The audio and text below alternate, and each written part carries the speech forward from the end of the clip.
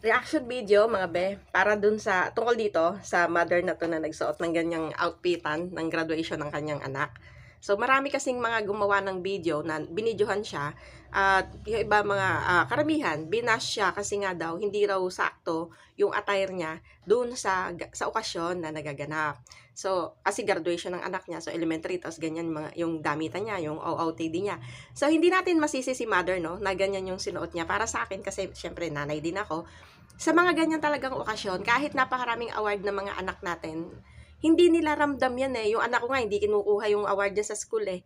Hindi nila alam yan, hindi nila ramdam yan kung gaano yung excitement natin na mga magulang. Tayong magulang yung higit sa lahat na talagang na-excite kapag may mga ganyang okasyon. O anak, ito yung isusuot mo, binibilhan natin ng mga bagong damit na maiisuot nila.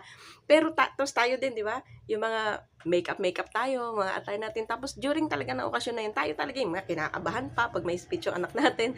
So, excited talaga ang magulang. Kaya, itong siya, nakita ko yung kanyang mga video niya, yan talaga yung mga OOTD niya. Kaya niya eh, di ba? Kaya isinuot niya yung ganyang damit at nairampa naman niya with confidence. Kaya saludo ko sa iyo, mother.